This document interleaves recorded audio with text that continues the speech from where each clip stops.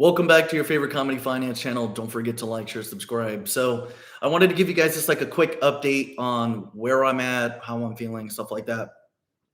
First and foremost, something is about to break. And, we're going to be going through what we would call a liquidity crunch.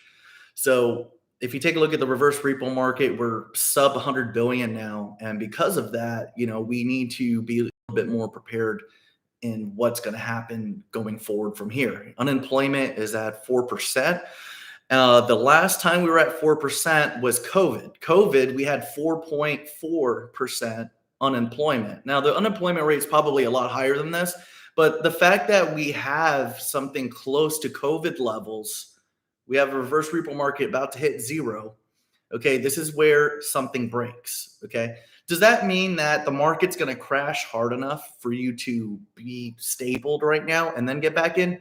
It doesn't make sense to do that. Just hold, because if you do, you're gonna tax yourself twice. Okay, so don't do it. Just hold your positions and make sure you have capital to the side if we do see a fracture. Now, keep in mind, this is going to be the catalyst that begins the bull cycle, the real cycle. Okay. And a lot of people have a misconception of how long bull cycles last. And on average, they last 4 to 8 years. Okay. Now, bear cycles, they only last a year to a year and a half on average. And this could go all the way back to the 40s. Okay. So on average, you have business cycles, and business cycles are very long. Okay. And that's what the bull cycles are surrounded on. They're really just business cycles. Okay. Um, I do anticipate a rate cut as we get forward, if we go once we get into March, but that's not going to be like, I don't believe that that's the only time we're going to start going up. I feel like we're going to start picking up in pace around nowish. I think prices are going to go a lot higher from here. And if you take a look at the crashes that we had, or the dips that we had recently, some people were buying a lot of tops. So, I did see some people go, 60, 80% down.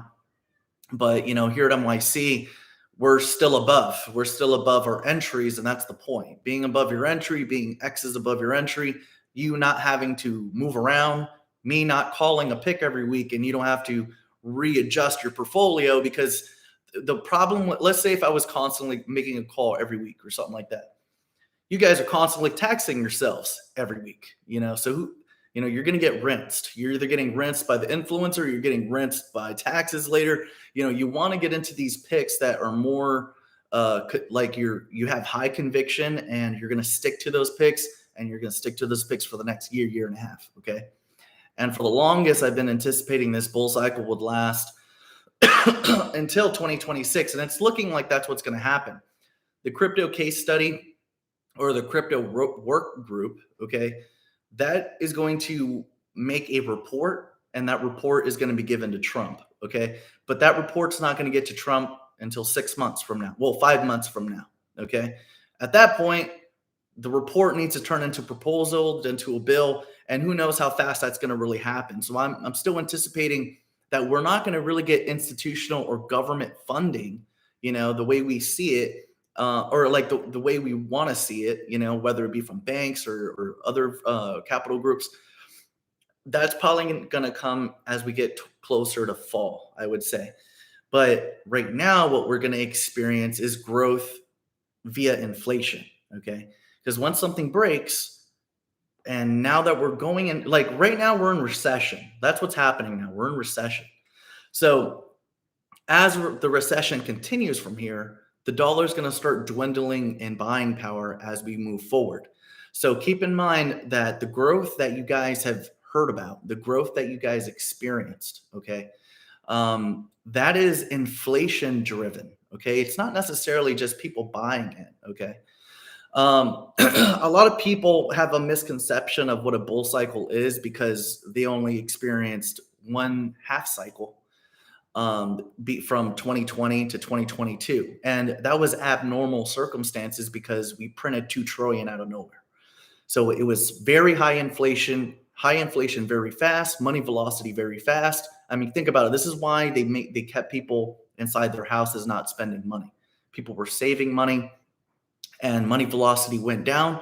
So inflation couldn't, take off harder. Okay. So what's going to end up happening is, they wanted to do that soft landing.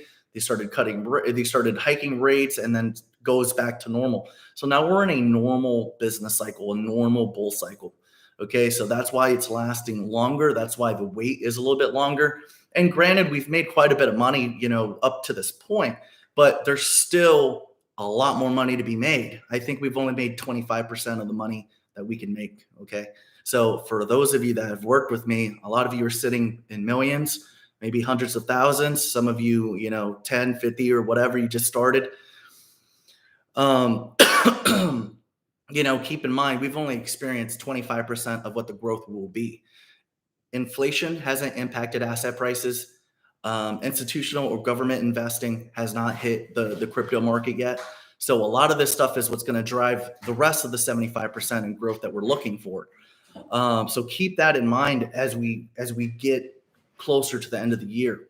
Nothing has hit price discovery. If you take a look at all the altcoins right now, even the coins that have done pretty decent, they haven't hit price discovery.